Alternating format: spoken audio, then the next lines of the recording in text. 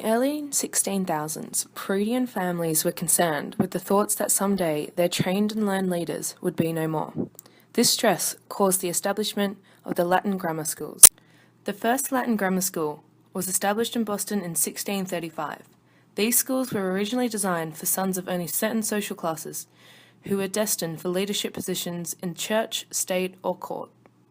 Girls were not considered for these schools because all the world leaders and important persons were males of the upper class bracket. The schools taught reading, writing, and arithmetic. The purpose of the grammar schools was to prepare the boys for the entrance tests for Harvard College. Thus, there was a great concern placed upon the ability to read and speak Greek and Latin.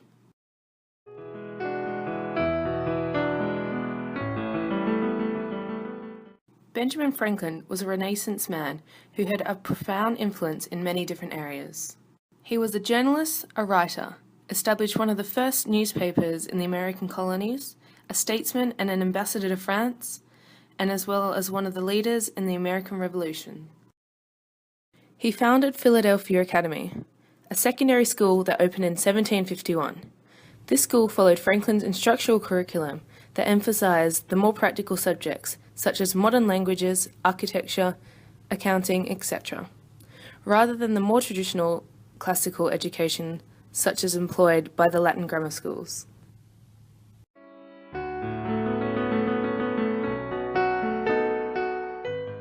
The Academy of American Studies grew out the belief that today's students will be better prepared for challenges of tomorrow if they had developed an insight into the history of the United States.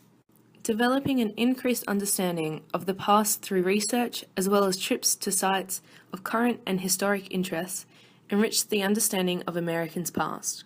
The Academy is a result of the collaborative effort began in 1992 by the Gilder Lehrman Institute of American History and the Queens High School Superintendent.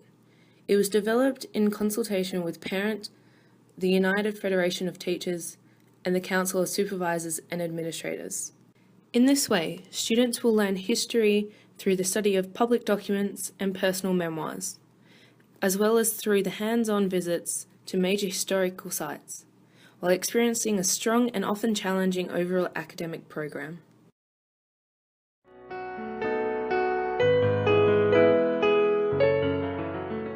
Indianola Junior High School of Columbus, Ohio, opened in September of 1909. It was the first school to be specifically called a junior high school. Charles W. Eliot first suggested the movement in 1888, and it has come a long way since then. Now, 51 years later, there are 5,000 schools labelled junior high schools.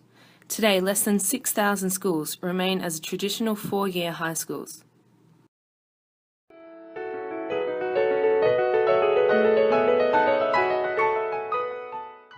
Until the 20th century, secondary education was a small-scale experience, largely reserved for the privileged, rather than the nearly universal democratic institute of today.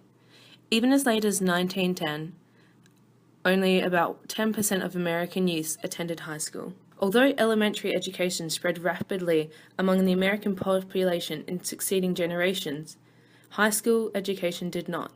The first public high school did not even appear until nearly 200 years later, when the English Classical School opened in Boston in 1821. Other public high schools soon appeared in other parts of New England and New York. The primary purpose was college preparation for young men, and enrollment remained quite small. The English Classical School taught a curriculum consisting of subject matter thought to best prepare young minds at the time, teaching composition, declamation, mathematics, history, civics, logic, surveying, navigation, and moral and political philosophy.